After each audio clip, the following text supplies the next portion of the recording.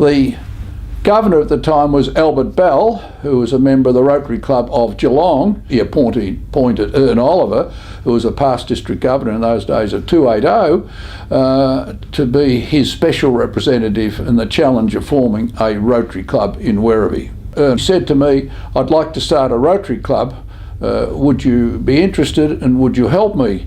And I said, yes, I'd be interested. I gave him a number of names. We had a meeting with a number of invited people, and Jenny said, don't come home with a job. But what happened is Ern Oliver said, I appoint Jim McPherson as president and Ian Knight as charter secretary. I nearly fell off the chair. I didn't get a job as a secretary or treasurer because it's a bit harder for me to do that. But I was a social chairman, I think, almost every year, because they knew I can cook a sausage because I was in the butcher shop, and also they knew about a little bit about meat, so I didn't mind to do that. The charter was actually held in the Centenary Hall. We first met at the Commercial Hotel, and we met there for some years actually, and it was a great venue. The fellowship and the culture was great. It was very enthusiastic. The whole group of people that came together moulded together very, very quickly and got very involved in grassroots community service. And some of the early projects that we did was raising money for a bus to transport disabled children to Altona, because we didn't have any facilities in Werribee at all at that time. But there was no aged care facility at all in Werribee. And I put the challenge to the club that we should look into and start an aged care facility, which we did, which is still in existence today, which was Manor Court. It's now a 100-person aged care facility. We had a lot of great social functions, car rallies and picnics and so forth, and the Rotary Club of Werribee was very much a family type Rotary Club, and we started hosting our first exchange student, who was Graham Pett from Canada. I must say, I couldn't have done without my wife Robin. If it wasn't for her, my kids always do, even now, Dad, I'll show you some photo about when I was president, but I shared that with them, really, because otherwise I couldn't do it. I'd say, Dad, where you going every night? Maybe Robert said that, but now she wanted me to go out anyway. I believe that any community is richer for its service clubs, and I believe that Werribee's been richer for what it has done in community service for Werribee. Well, Tino came into the shop one day, and I said to him, would you like to join Rotary? Because I was asked to help start another Rotary Club. So Tino, he had a butcher shop just down the road from my news agency, and I asked him to be a member. I was only 31 and he was only 21. Well, really what Ian said is true, but also when I used to go there buy the paper, so I used to buy also the papers to wrap up the meat that I have to put in the white paper. So not only invited me to Rotary, but he still made a few bob out of me.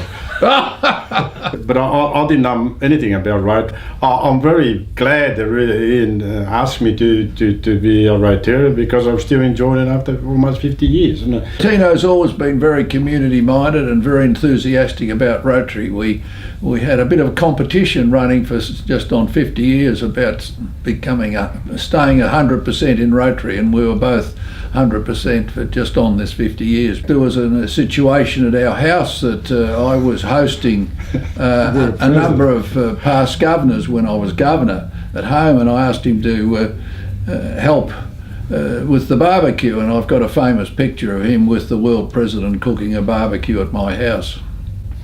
That was Chuck Keller, by the way. Yeah, but also I think the same, I don't know if it's the same world president, I think with the big good fire. Oh, yeah, that's another story. No, that was another time. That was another time. Always remember a community meeting, we finished 12 o'clock at night. I thought it was early. Robert wondered why I got home so early. But anyway, Tino's quite right. You know, out of great fellowship or companionship and family involvement, the Rotary Club grew the service to the community because all the members were very involved. we used to, when somebody used to go in a new house, so we used to give them a surprise. I remember when I went in a new house, I didn't know anything at all. There's probably about 50 cars turn up at our place, but it was good things like that. It was just you never forget those things. You know, so that's what I'm saying about the social side of it. You can't buy those things really. It doesn't matter how rich you are or whatever. I'm one of my characters. I think we're bathed in power because and I always remember, you know, the price of the food. And he said, with a leg of lamb, I said, I get nothing, we can feed a dozen people, why do I have to pay so much? That time with Baden Powell, it was over in Mount Gambier.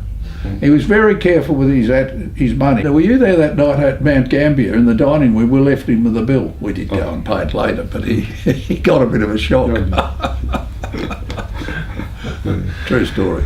But Jim McPherson, as the charter president, was an outstanding person, a very competent administrator, and he had gave a lot of leadership to the club in the early days. The other person that I remember was Jack Gardner. Jack Gardner, yeah. And he was a dairy farmer originally, but he'd started what he called the bull farm, which is over at Bacchus Marsh. And Graham Comben, who was quite a character, he was my secretary, and when I was president, but he was general manager of the Westgate Bridge. And at one stage he invited us all down to the Westgate Bridge, and when it was being built, and we went inside the whole Westgate Bridge as a vocational visit, which was quite interesting. Yeah, but we also put seats in the main street. There was nowhere for somebody to sit in the main street, and we put seats in the main street. We did sort of barbecue and a couple of things in the Kelly Park.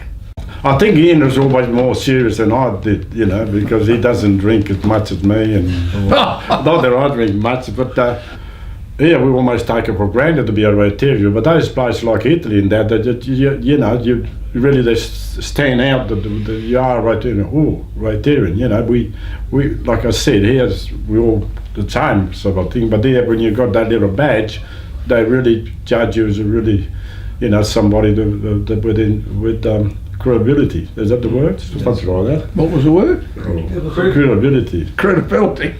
I know the word is maybe not right, but anyway, you people, if you're listening, he taught him.